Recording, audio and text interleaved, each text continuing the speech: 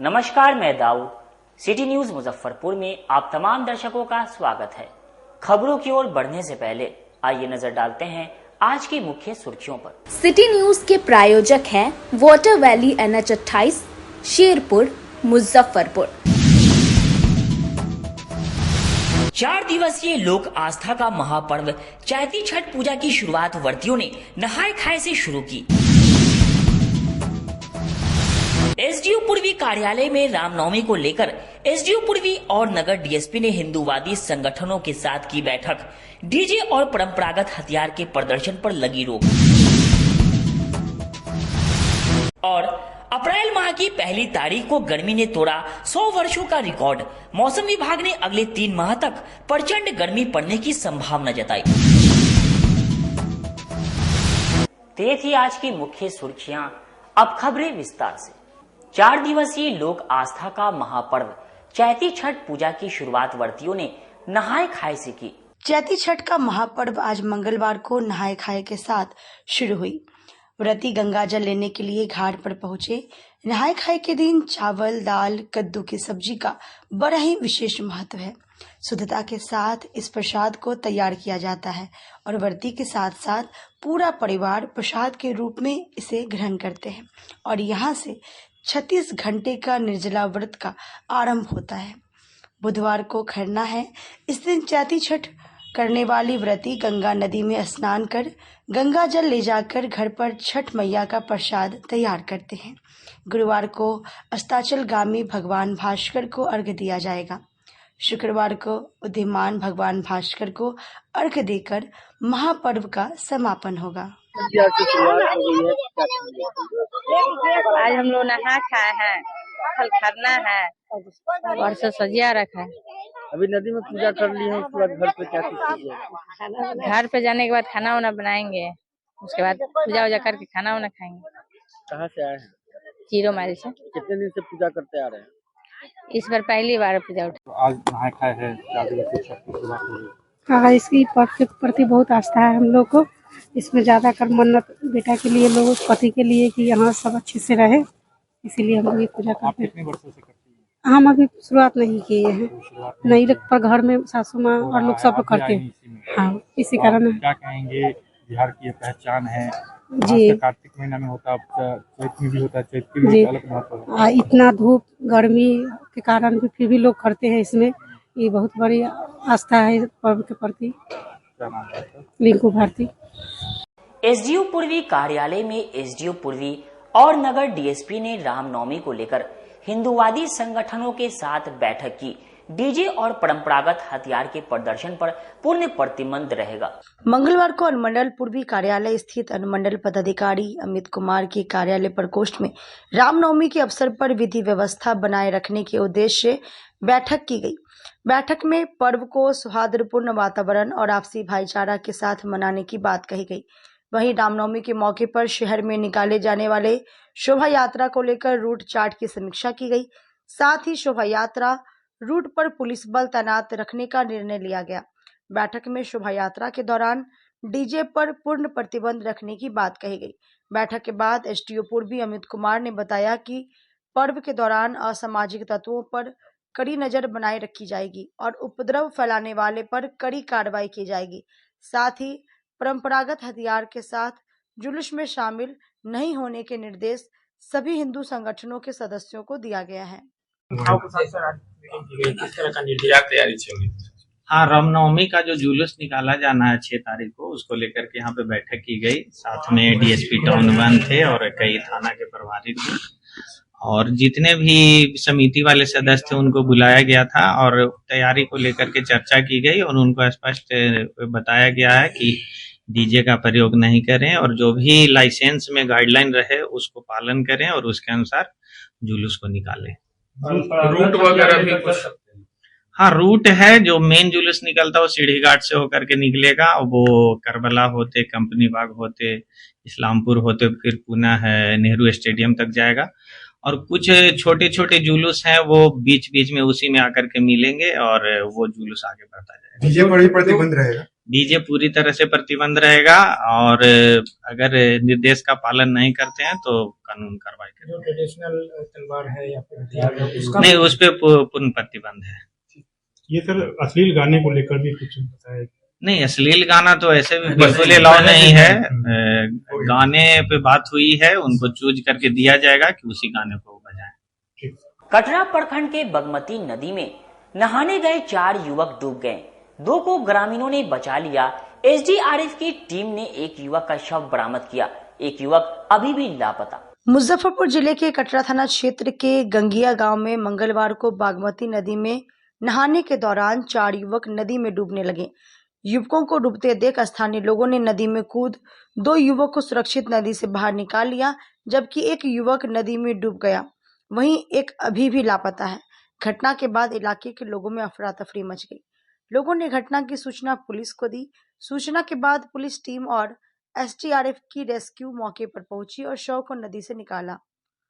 मृतक युवक की पहचान कटरा प्रखंड के मधौल गांव के संजय सिंह के पुत्र अंकित कुमार के रूप में हुई है। घटना में आकाश कुमार अभी भी लापता है, जिसकी खोजबीन के लिए एसडीआरएफ की टीम ने स्थानीय लोगों के सहयोग से रेस्क्यू शुरू कर दिया है। घटना को लेकर बताया जा रहा है कि अशोक कुमार मिश्र के पुत्र के उपनयन संस्कार में शामिल होने 4 युवक आए हुए थे। इस दौरान अंकित कुमार और आकाश समेत उसके 4 मित्र नदी में नहाने के लिए गए। नदी में नहाने के दौरान चारों गहरे पानी में चले गए और डूबने लगे। युवकों को डूबता देख स्थानीय लोग मौके पर जुट गए, जिसके बाद किसी तरह 2 युवकों को नदी से बाहर निकाला गया, लेकिन तीसरे अंकित कुमार की मौत हो गई, जबकि आकाश कुमार अभी भी लापता है। घटना के बाद परिवार में मातम पसरा हुआ है। एसडीएम पूर्वी अमित कुमार ने बताया कि कटरा थाना क्षेत्र के गंगिया गांव में सूचना प्राप्त हुई कि 2 बच्चे डूब गए हैं। एसडीआरएफ की टीम मौके पर पहुंची हुई है, लेकिन इससे पूर्व ही एक बॉडी को रिकवर कर लिया गया है। इस घटना में 2 बच्चे की मौत हुई। घटना का कारण यह सामने आया कि बच्चे नदी में नहाने गए थे। उनको यह अंदाजा नहीं था कि नदी कितना गहरा है। कटरा के बारी पंचायत के गंगिया गांव में एक खबर आई थी कि 2 बच्चे डूब गए हैं, तो एसडीआरएफ की टीम पहुंची थी, लेकिन उससे पूर्व ही बॉडी को रिकवर कर लिया गया, तो 2 बच्चों की मौत हुई। कारण क्या था? बच्चे पानी में नहाने गए थे, उनको आइडिया नहीं लग पाया और पानी गहरा था, उसी में डूब गए। तुर्की थाना क्षेत्र से 2 दिनों से लापता बच्चे का शव तालाब में तैरता मिलने से पूरे इलाके में हड़कंप मच गई। मुजफ्फरपुर जिले के तुर्की थाना क्षेत्र के छाजन दरधा गांव के एक तालाब से 8 साल के एक बच्चे का शव मिलने से इलाके में हड़कंप मच गया। मृतक बच्चे की पहचान छाजन दरधा के ही रहने वाले संतोष पंडित के 8 वर्षीय बेटे अंकुश कुमार के रूप में हुई है, जो रविवार की शाम से ही लापता था। परिजन कल से ही उसे ढूंढ रहे थे। वहीं करीब 24 घंटे के बाद बच्चे की शव तालाब में उबलता मिला। घटना के बाद इलाके में सनसनी फैल गई है। मौके पर पहुंची पुलिस और शव को कब्जे में लेकर पोस्टमार्टम के लिए एसकेएमसीएच भेज दिया है। मृतक के दादा सुमंगल पंडित ने बताया कि उनका 8 साल का पोता अंकुश कल शाम से ही गायब था। काफी खोजबीन की, लेकिन नहीं मिला। इसकी सूचना पुलिस को भी दी गई। वहीं आज जानकारी मिली कि एक बच्चे का लाश तालाब में है। देखा तो वो अंकुश का ही था। दादा ने अपने पोते की हत्या कर शव फेंकने की आशंका जताई है। हालांकि इसको लेकर पोस्टमार्टम के बाद वो आवेदन देंगे। वहीं स्थानीय मुखिया सुमंगल सैनी ने बताया कि कल से ही बच्चा लापता था। आज सूचना मिली कि तालाब में लाश मिली है। फिलहाल उसके शव को पोस्टमार्टम के लिए एसकेएमसीएच भेजा जा रहा है। ये बच्चा जो है अपने के पोता, वो कब से गायब रहलक रहा? 5 बजे। 5 बजे कब? शाम में। कल से? कल ओकरा खोज लिए? बहुत तो 12 बजे रात में खोज लिया। अब 4 बजे से खोज ली। अभी बरामद हुआ है पोखर से, मैंने क्या लगता है? वो पोता है हमारा। मैंने क्या मैंने कुछ शक लग रहा है क्या? हमरा शौक लग रहा है। क्या कुछ शौक लग रहा है? तुम तब तो कह रहे जैसे क्या लग रहा है कि हत्या मैंने इस तरह हत्या करके भीग दिया। किसी पर शक वगैरह है? इसका लिखित आवेदन आप देंगे थाना में? वो जो है पोस्टमास्टर होके आता है तो लिखित आवेदन देंगे? हाँ। आप मैंने आपके पोता थे जो हाँ, मरा है? पोता है। कितना वर्ष उम्र रहा होगा? 8 वर्ष की उम्र। क्या नाम है पोता का? अंकुश पंडित। पिता के नाम उसका? संतोष पंडित। अपने की नाम होला? हमारे सुमंगल पंडित नाम। कहाँ घर पड़ा? घर ही है छाजनदरधा। हाँ। थाना उड़नी तुर्की। अब तो तुर्की का जी न तो पहले तो सब कल 5 बजे शाम से वो बच्चा गायब हो गया था घर से। उसको गार्जियन लोग खोज रहा था। हमको भी सूचना हुआ, सुबह थाना पर फोन किए। बड़ा बाबू कहें कि देखिए अगर नहीं होता तो FIR करके जांचना होगा। इसी क्रम में हम लोग आए थे तो परिजन से पूछ रहे थे कि कैसे क्या हुआ। उसी समय एक महिला आई और बोली कि वो बच्चा पानी में डूबा हुआ है।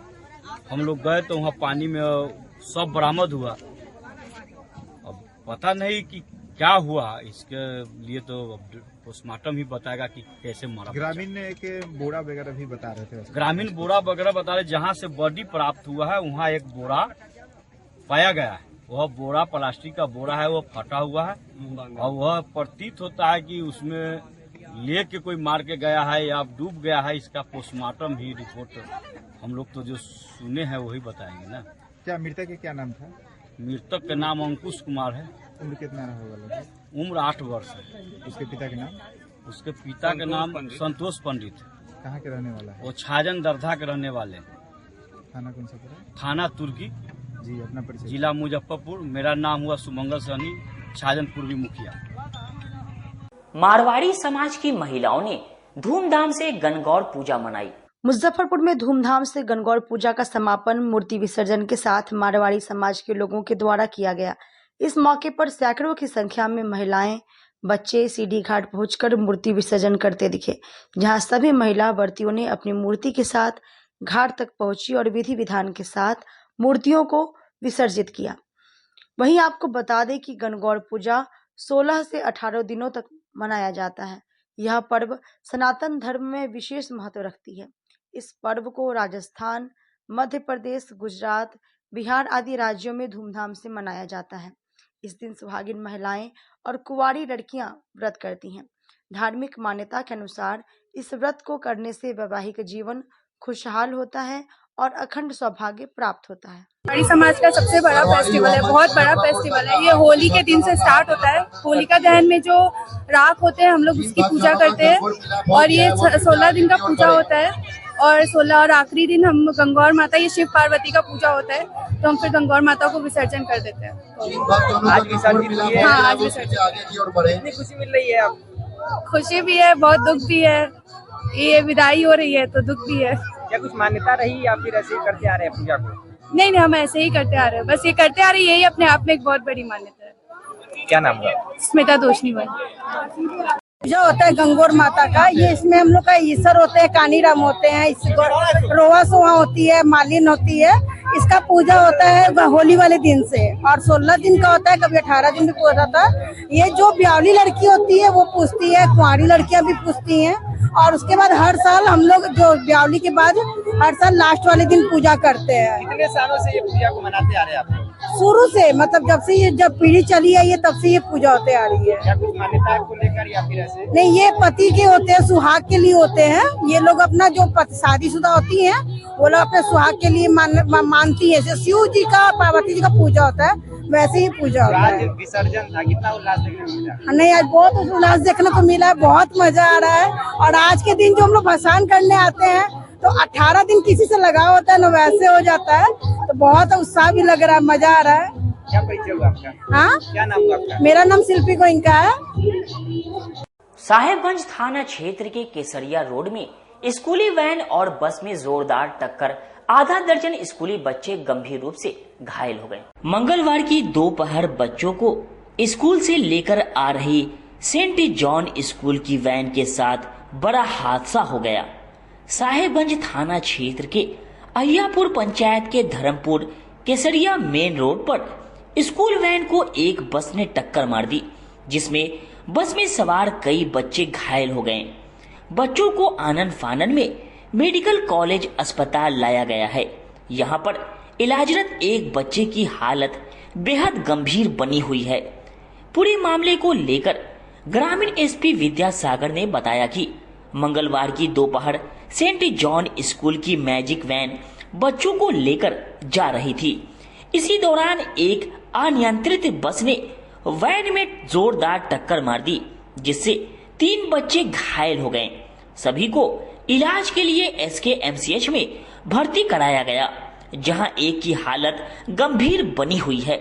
बस चालक के खिलाफ लापरवाही से परिचालन को लेकर FIR दर्ज कर लिया गया है। 3 घायल थे। उसके बाद हम लोग आए, यहाँ का स्थानीय प्रशासन, दरोगा, माझी सब थे, उनसे बातचीत हुई, वो जितना सहयोग हो पा किए हैं। एक चीज आप लोग के माध्यम से अपने यहाँ के स्थानीय प्रशासन और बड़े बाबू सिकंदर कुमार जी से आग्रह करना चाहूंगा कि जितने भी स्कूल के वाहन हैं उसे गहन रूप से जांच किया जाए, और जितने भी खराब का वाहन है जो कचरे के भाव से खरीद के स्कूल वाले ला रहे हैं और उसको यूज में कर रहे हैं, उससे ना जाने कितने परिवार का भविष्य अंधकार में जा रहा है, और उससे अंधकार में जा रहा है। और ये जो हुआ, जिस परिवार के बच्चा को चोट लगा कुछ होता है, जिससे वो तो बहुत गंभीर रूप से घायल है, भगवान उनकी रक्षा करे, तो इसका जवाबदेही कौन देगा? ये स्कूल के प्रशासन संचालक देंगे या यहाँ के स्थानीय लोग जो पुलिस है वो देगा? ये मैं आग्रह करूंगा कि गहन रूप से जांच हो और इस पर कड़ी से कड़ी कार्रवाई हो, ताकि अगले बार से कोई भी स्कूल का वाहन अच्छा और नया हो। ये जर्जर स्थिति वाले वाहन नहीं चाहिए हमारे साहिबगंज में। हमारे भविष्य को खराब करने के लिए, हमारे परिवार के बच्चों को अंधकार में ले जाने के लिए ऐसे वाहन नहीं चाहिए। गौशाला चौक स्थित St Xavier's junior senior school में चल रहे वार्षिक खेलकूद प्रतियोगिता का धूमधाम से समापन हुआ। St Xavier's junior senior school Gaushala road शाखा के प्रांगण में चल रहे 6 दिवसीय खेलकूद प्रतियोगिता खेल सप्ताह का धूमधाम से समापन हो गया। खेल की समाप्ति पर ग्रीन हाउस रेड हाउस को शिकस्त देते हुए अपने विजय पथ पर तेजी से आगे बढ़ते हुए 493 अंकों के साथ प्रथम स्थान पर, येलो हाउस अंत तक अपने प्रतिद्वंदी से आगे बढ़ने की कोशिश करते हुए 489 अंकों के साथ द्वितीय स्थान पर, जबकि रेड हाउस येलो हाउस को टक्कर देते हुए 485 अंकों के साथ तृतीय स्थान पर रहा। आज के खेल की शुरुआत 400 मीटर रिले रेस से हुई। उसके बाद सांस्कृतिक कार्यक्रम प्रस्तुत किए गए। तदुपरांत विद्यालय के संयुक्त निदेशक श्री आमोद कुमार दत्त, प्राचार्य श्रीमती आशा किरण सिन्हा, शाखा प्रभारी श्री दीपक चंद्र सिन्हा एवं श्रीमती मार्शल दत्त के द्वारा विजेताओं के बीच मेडल एवं प्रमाण पत्रों का वितरण किया गया। साथ ही विजेता और उपविजेता टीम को चमचमाती हुई ट्रॉफी प्रदान की गई। इस पावन अवसर पर विद्यालय के संयुक्त निदेशक श्री आमोद कुमार दत्त ने बच्चों के द्वारा अनुशासित ढंग से खेलों के प्रदर्शन को देखकर विद्यालय परिवार की सराहना की। संयुक्त निदेशक श्री दत्त ने छात्र छात्राओं को संबोधित करते हुए कहा कि खेल से बच्चों के शारीरिक विकास के साथ साथ मानसिक विकास एवं अनुशासन की भावना में वृद्धि होती है। दत्त ने स्कूल के बच्चों, सहयोगी, शिक्षकों एवं अन्य कर्मचारियों को धन्यवाद दिया। विद्यालय की प्राचार्य आशा किरण सिन्हा ने बच्चों को जीवन के हर क्षेत्र में प्रगति करने की शुभकामना के साथ खेल के प्रति अपनी अभिरुचि उच्च शिखर पर बनाए रखने की प्रेरणा दी। आज अंतिम दिन में खेल की समाप्ति के बाद ग्रीन हाउस ने विजेता ट्रॉफी तथा येलो हाउस ने उप विजेता ट्रॉफी पर कब्जा जमाया। आज 6 दिन कंटिन्यूअस गेम के बाद आज 7वें दिन हमारा ग्रैंड फिनाले कह सकते हैं, समापन था खेल का। कुछ फॉर्मेलिटीज़ के बाद हमारे जॉइंट डायरेक्टर लोग प्रेजेंट थे। उनकी फॉर्मेलिटीज़ के बाद एक रिले रेस बच गया था सारे ग्रुप्स का, C, D और E का, वो कंप्लीट हुआ। और उसके बाद जो फाइनल पॉइंट्स निकल करके आए वो ग्रीन हाउस टॉप पे अभी है। इतने दिनों से रेड हाउस टॉप पे था, अचानक ग्रीन हाउस टॉप पे आया, येलो हाउस जो थर्ड था वो सेकंड पे आया और रेड हाउस थर्ड हो गया। So final position green house first, yellow house second and red house third आया। ओवरऑल अगर हम देखें तो श्रेया कुमारी येलो हाउस की 9A की बच्ची है, वो 4 गोल्ड इंडिविजुअल लेकर के टॉप पे रही, player of the among girls.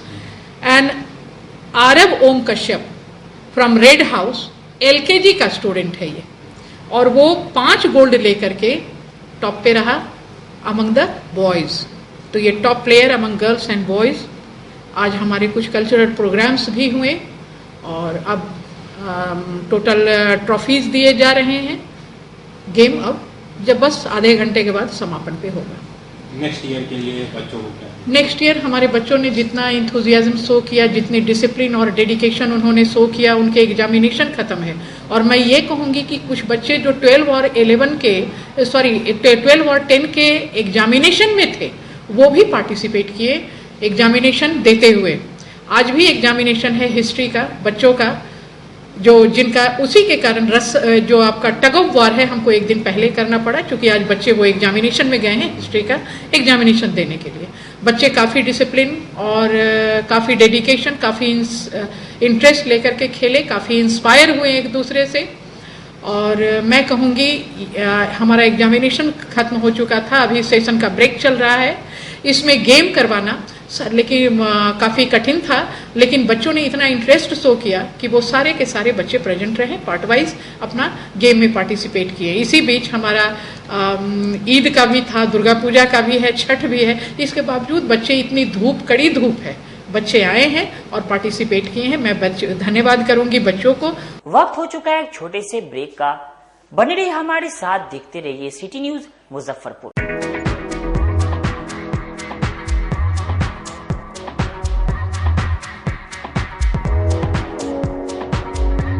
गर्मी में अपने पूरे परिवार के साथ मस्ती करना चाहते हैं तो चले आइए वाटर वैली में, जो कि कच्ची पक्की चौक से 2 किलोमीटर दूर शेखपुर NH के समीप स्थित है।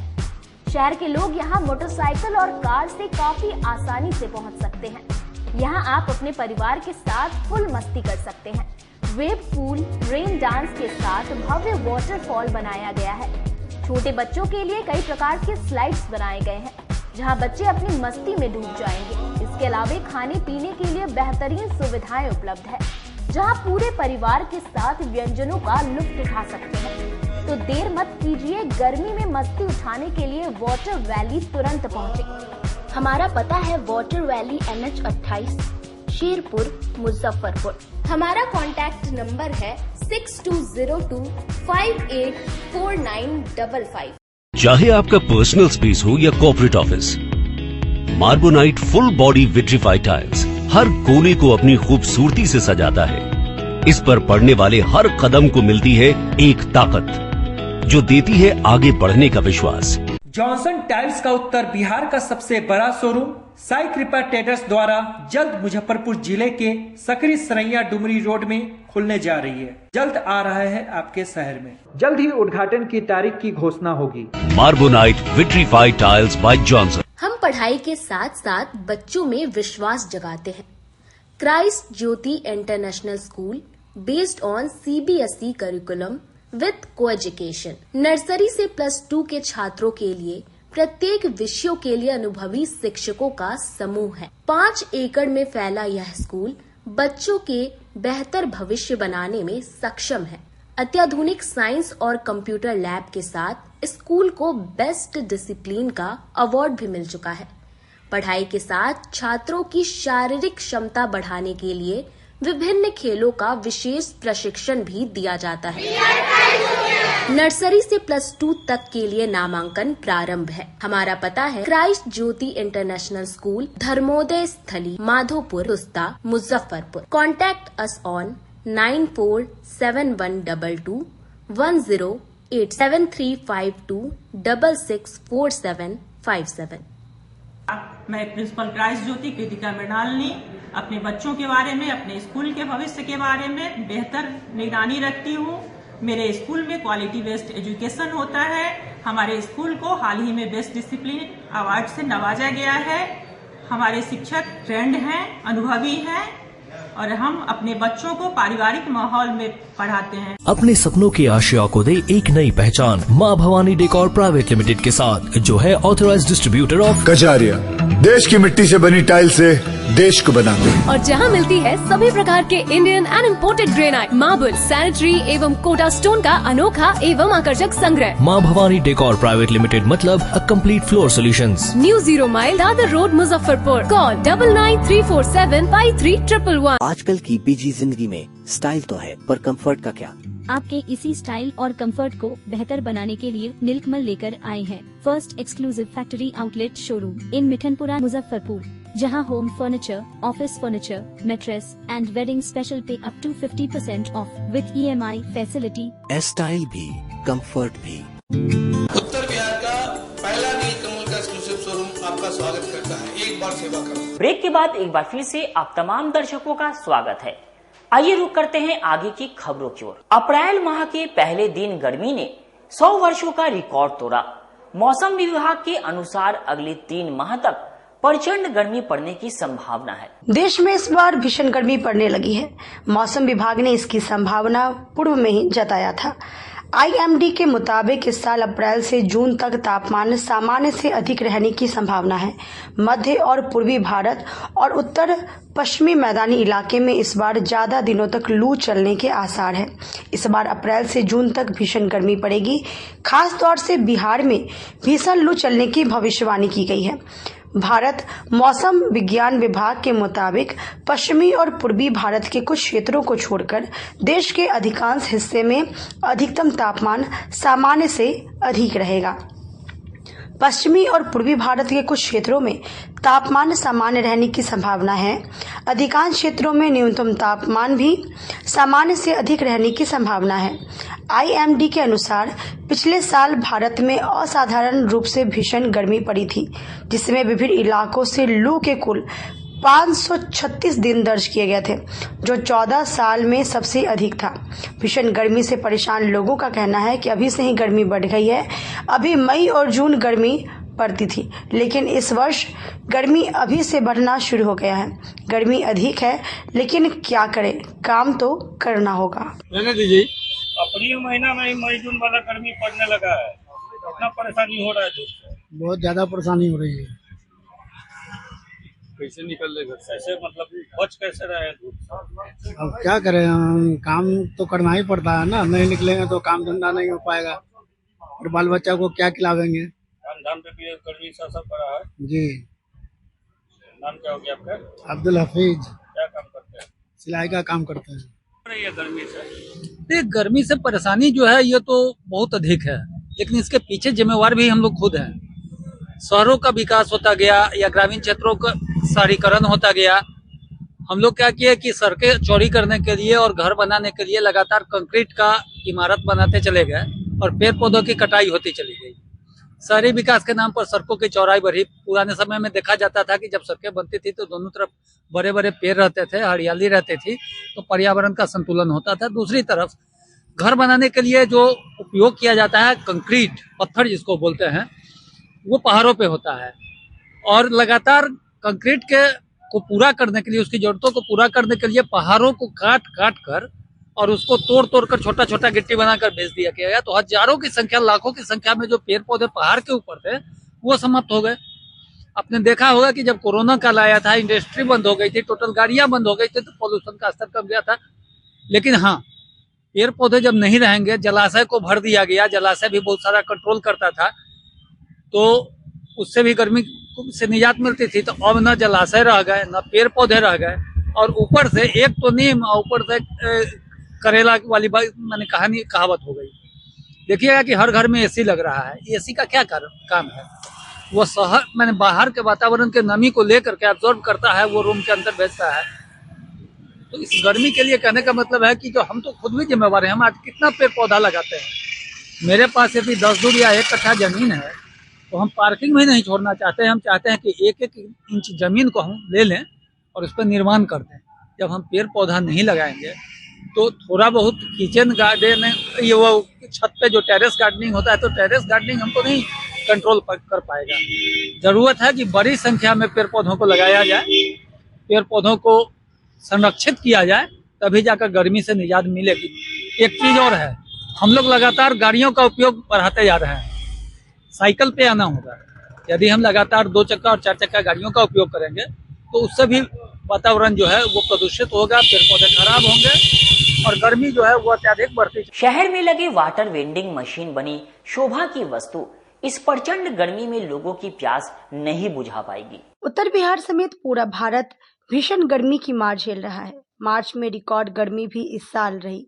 ऐसे में मुजफ्फरपुर स्मार्ट सिटी द्वारा कुछ साल पहले लोगों को स्वच्छ जल मिले, इसको लेकर जगह जगह लगभग 4 करोड़ 5 लाख की लागत से वाटर वेंडिंग मशीन लगाई गई। कुछ मशीन से पानी टपकी, कुछ से नहीं। ऐसे में गर्मी की शुरुआत में वेंडिंग मशीन की स्थिति बद से बदतर है। कई जगह नल नहीं है तो कई जगह वेंडिंग मशीन की टंकी टूटी पड़ी है। पूरे मामले में नगर निगम की डिप्टी मेयर डॉक्टर मोनालिसा ने बताया कि water vending machine smart city की कुछ महत्वपूर्ण योजनाओं में एक है। उनके द्वारा कई बार इस मुद्दे को बोर्ड और स्टैंडिंग की बैठक में उठाया गया। उन्होंने कहा कि नगर निगम जल्द ही वेंडिंग मशीन को किसी निजी कंपनी से करार कर उसके रख रखाव के लिए सौंप दिया जाए, तभी लोगों को स्वच्छ जल मिलेगा। वहीं इस पूरे मामले पर नगर आयुक्त विक्रम विरकर ने बताया कि गर्मी से पूर्व कई जगह मशीन को चालू करवा दिया गया है। जो मशीन में कुछ भी परेशानी है टेक्नीशियन द्वारा चिन्हित कर दुरुस्त करवाने का प्रयास हम लोगों के द्वारा किया जा रहा है। देखिए, वाटर वेंडिंग मशीन और ई टॉयलेट जो है वो स्मार्ट सिटी के द्वारा लगाए गए थे और मैंने पिछले साल 2024 में भी उसका मैं निरीक्षण की थी।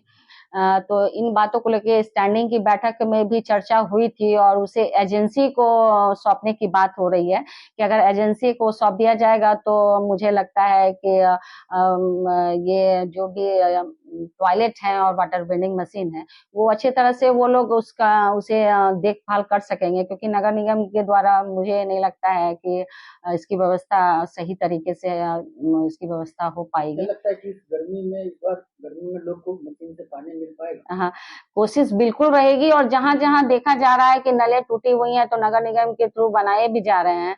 टंकी भी जहाँ जहाँ चूंकि प्लास्टिक की टंकी थी तो बहुत जगह गर्मी की वजह से वो टंकी क्रैक हो रहे हैं, तो वहाँ पर सिंटैक्स, छोटे छोटे सिंटैक्स को भी लगाया जा रहा है।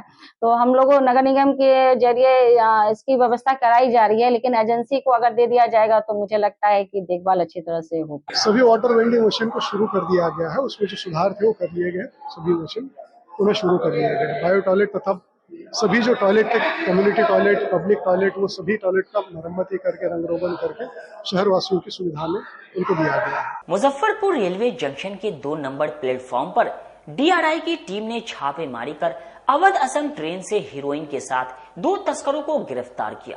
मंगलवार को मुजफ्फरपुर में नारकोटिक्स डिपार्टमेंट को बड़ी सफलता हाथ लगी, जब गुप्त सूचना के आधार पर कार्रवाई करते हुए गाड़ी संख्या 15,909 अवध आसाम एक्सप्रेस से एक युवक को गिरफ्तार किया गया। गिरफ्तार युवक की जांच के दौरान 2 पैकेट हीरोइन बरामद किया गया, जिसकी कीमत 1 करोड़ बताई जा रही है। गिरफ्तार युवक के निशानदेही पर मादक पदार्थ के रिसीवर नीतीश सहनी को पूर्वी चंपारण के सुगौली से गिरफ्तार किया गया। दरअसल जब RPF पोस्ट मुजफ्फरपुर और PNBE के संयुक्त छापामारी के दौरान गुप्त सूचना के आधार पर गाड़ी संख्या 15,909 अवध आसाम एक्सप्रेस में मुजफ्फरपुर जंक्शन के प्लेटफॉर्म संख्या 2 पर छापेमारी की गई।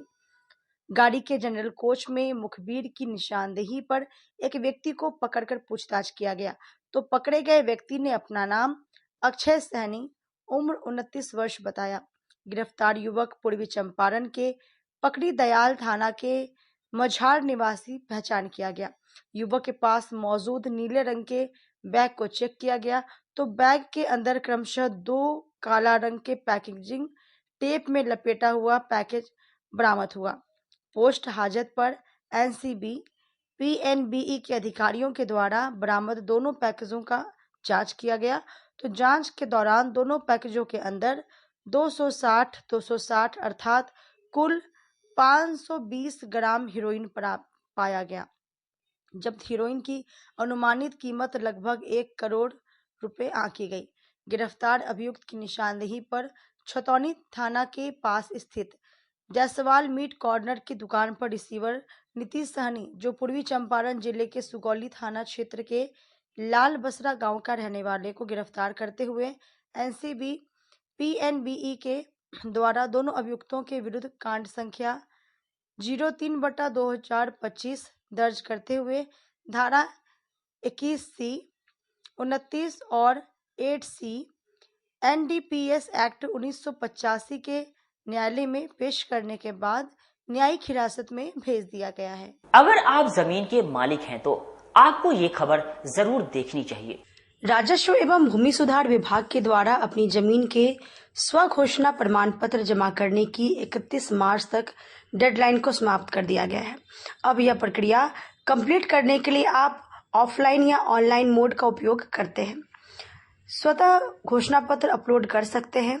मुजफ्फरपुर के जिलाधिकारी सुब्रत कुमार सेन ने बताया कि जमीन का सर्वे एक सतत प्रक्रिया है।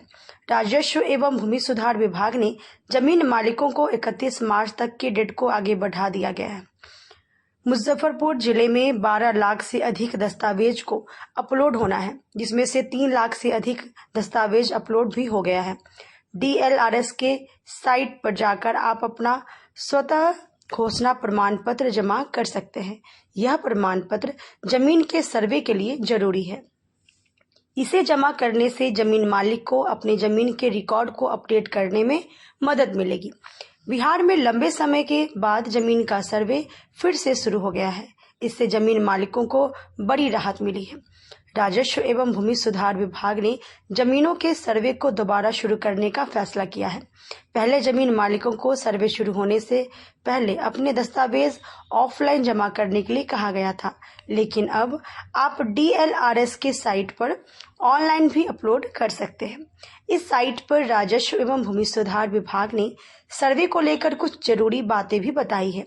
सभी जमीन मालिकों को अपना स्व घोषणा प्रमाण पत्र जमा करना होगा। अगर आप ऐसा नहीं करते हैं तो आपके लिए मुश्किल हो सकती है। अगर आपकी जमीन का सर्वे अभी तक नहीं हुआ है तो परेशान ना हो, आप कहीं से भी घर बैठे यह काम कर सकते हैं। देखिए, इसमें आप लोग सब लोग अवगत है कि विभाग के स्तर से तेज गति से काम हो रहा है। इसमें एक बहुत सीनियर ऑफिसर को बंदोबस्त पदाधिकारी के रूप में बिहार प्रशासनिक सेवा के पदाधिकारी को यहाँ पदस्थापित भी किया गया है। इसके अतिरिक्त कानूनगो, अमीन एवं विभिन्न स्तर के जो कर्मी पदाधिकारी होते हैं वो भी पर्याप्त संख्या में सभी जिलों में लगाए गए हैं। तो हमारे जिले में भी ये तेज गति से काम चल रहा है और जो सेल्फ डिक्लेरेशन को लेकर के जो रैयतों को ऑनलाइन पोर्टल पर जाकर के अपने कागजात अपलोड करने हैं उसमें भी बहुत तेज गति से काम हो रहा है। 3 लाख से ज्यादा रैयतों ने अपना डॉक्यूमेंट अपलोड कर दिया है, लेकिन अभी भी काफी संख्या में रैयतों को जो है सेल्फ डिक्लेरेशन करना है ऑनलाइन। वैसे कोई मैंडेटरी नहीं, आप चाहें तो बाद में भी कर सकते हैं, लेकिन अगर आप अभी कर दे तो ये आपके लिए भी बेहतर रहेगा। और हम लोग जब फील्ड में जाएंगे, हमारे अमीन और कर्मचारी जब फील्ड में जाएंगे तो उनको भी सुविधा होगी। तो हम लोग उम्मीद कर रहे हैं कि आंकड़ा 10-12 लाख तक जाएगा। तो अभी 3 लाख से के लगभग रैयतों ने अपलोड कर दिया है। आप लोगों के माध्यम से मेरी अपील भी है कि जिन्होंने अपना डॉक्यूमेंट अपलोड नहीं किया है वो आप सर्वर पर जा करके, और बहुत साधारण प्रक्रिया है और स्व घोषणा है, इसमें किसी तरह के एफिडेविट या कोई अन्य कागजात की जरूरत नहीं है। जब स्थल पर हमारे अमीन और पदाधिकारी जाएंगे तो पुनः उसकी जांच करेंगे, उसकी नापी जहां जरूरत होगी नापी होगी। लेकिन ये सेल्फ डिक्लेरेशन का काम जल्दी से जल्दी कर ले। लेकिन ऐसा भी नहीं है कि आज कल में तुरंत 1-2 दिन में ही कर लेना है, वैसे भी कोई घबराने की जरूरत नहीं है। अपनी सुविधा के अनुरूप जो है सभी रैयत कर ले तो उससे उनको भी सुविधा होगी और हम लोग जब फील्ड में जाएंगे तो उसमें भी काम में हम लोगों को भी जो है आसानी। एक असमंजस की स्थिति बन रही है कि पोर्टल कब तक खुला रहेगा? पोर्टल खुला हुआ है, इसमें कहीं कोई कंफ्यूजन नहीं है। जब खानापुरी वगैरह होगा उस समय में भी आप अपना दस्तावेज दिखा सकते हैं। जब स्थल पर हमारे अमीन जाएंगे, जब हम लोग दावा आपत्ति के लिए प्रकाशित करेंगे उस समय में भी अगर कोई कमी रह जाती है तो आप डॉक्यूमेंट ऑनलाइन भी दे सकते हैं, ऑफलाइन भी दे सकते हैं। तो ये बहुत सारा चरण अभी है। अभी ये बिल्कुल पहला चरण एक तरीके से चल रहा है जिसमें नक्शा की ट्रेसिंग हो रही है और लोगों से सेल्फ डिक्लेरेशन रैयतों से लिया जा रहा है कि आप अपनी जमीन के बारे में स्वयं बता दें। और पोर्टल पर है, ऑनलाइन है, ताकि हमारे अमीन पहले से तैयार रहें, स्थल पर जाए तो वो उसको यहाँ से देख करके जाए और स्थल पर ग्राउंड ट्रूथिंग हो जाए और उसके बाद जो है फिर दस्तावेज तैयार हो जाए। इसलिए ये प्रक्रिया चल रही है। स्टेट बैंक ऑफ इंडिया द्वारा मुखर्जी सेमिनरी स्कूल मैदान में क्रिकेट मैच का आयोजन किया गया। मुखर्जी सेमिनार स्कूल हरिसभा चौक के मैदान में एक अनोखा क्रिकेट मैच आयोजित किया गया, जिसका उद्देश्य लोगों को ऑनलाइन फ्रॉड के प्रति जागरूक करना था। इस मैच में मुजफ्फरपुर जिले के सभी ब्रांच कर्मियों ने भाग लिया। मैच के दौरान प्रतिभागियों ने न केवल क्रिकेट के अपने कौशल का प्रदर्शन किया, बल्कि उन्होंने ऑनलाइन फ्रॉड के बारे में जानकारी भी साझा की। इस आयोजन का मुख्य उद्देश्य लोगों को ऑनलाइन फ्रॉड के प्रति जागरूक करना और उन्हें इस तरह की धोखाधड़ी से बचने के लिए आवश्यक जानकारी प्रदान करना था। आयोजकों ने कहा कि ऑनलाइन फ्रॉड एक बढ़ती हुई समस्या है और लोगों को इसके प्रति जागरूक रहना चाहिए। मैच के अंत में विजेता टीम को पुरस्कार दिया गया और सभी प्रतिभागियों को ऑनलाइन फ्रॉड के प्रति जागरूकता फैलाने के लिए प्रमाण पत्र दिया गया। यह आयोजन न केवल एक मनोरंजक क्रिकेट मैच था, बल्कि यह एक महत्वपूर्ण सामाजिक संदेश को भी फैलाने का एक तरीका था।